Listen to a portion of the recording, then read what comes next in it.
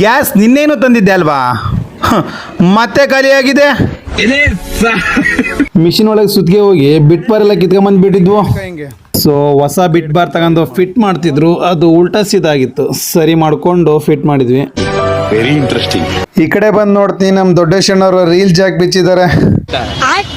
ಅವ್ರೇನೋ first time jack seal ಬಿಚ್ಚಿದ್ರಂತೆ, but seal ಹಾಕಕ್ ಬರ್ತಾ ಇರ್ಲಿಲ್ಲ ಅವರಿಗೆ. ಸೀದಾ ನೀಟಾಗಿ ಅವ್ರಿಗೆ ಸೀಲ್ ಹಾಕಕ್ ಬರಲಿಲ್ಲ. ನಾನು ಮೊದಲೇ ಮೆಕ್ಯಾನಿಕ್ ಮಾಡಿದ್ನಲ್ಲ, ಸೊ ನಾನೇ ಹಾಕಕ್ಕೆ ಟ್ರೈ ಮಾಡಿದೆ. ಸ್ಪೇರಿಗೆ ಬಂದಮೇಲೆ ಈ ಥರ ಮೆಕ್ಯಾನಿಕ್ ಕೆಲಸ ಯಾವುದನ್ನೂ ಮಾಡಂಗಿಲ್ಲ.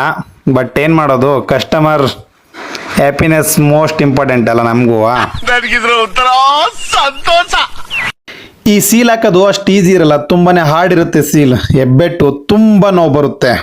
ಆದ್ರೂ ಹಿಡ್ಕೊಂಡಿರೋ ಕೆಲಸ ಅರ್ಧಕ್ಕೆ ಬಿಡಬಾರ್ದಲ್ಲ, ಕಂಪ್ಲೀಟ್ ಮಾಡೇ ಬಿಟ್ಟೆ. ಈ ಜಾಗಿ ಸೀಲ್ ಹಾಕೋದ್ರೊಳಗೆ ಮತ್ತೊಂದು ಮಿಷಿನ್ ಸರ್ವಿಸಿಗೆ ಬಂತು. ಅದನ್ನು ವಿಚಾರಿಸೋಣ ಅಂತ ಹೋಗ್ತೀನಿ. ಗುರು, ಮಳೆ ಬಂದ್ಬಿಡದ. ಅಣ್ಣ ಸಖತ್ ಆಕ್ಟಿಂಗ್ ಮಾಡ್ತಿದ್ದೆ ಕಣ. ಆಕ್ಟಿಂಗ್ ಅಲ್ಲ ಗುರು, ನಿಜವಾಗ್ಲೂ ಮಳೆ ಬಂತು.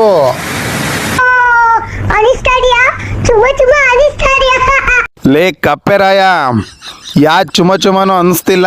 ಮಲೆಬೆನ್ನೂರಿದ್ದ ಶಾಗ್ಲಿಗೆ ಹೋಗೋದ್ರೊಳಗೆ ಮತ್ತೆ ಮಳೆ ಬರ್ದೇ ಇದ್ರು ಸಾಕು ಅಂತ ನಾನು ಅನ್ಕೊಂತ ಇದ್ದೀನಿ. ಇವ್ನು ಯಾರು ಚುಮ ಚುಮ ಅನಿಸ್ತಾ ಇತ್ತಂತ ಇವನಿಗೆ.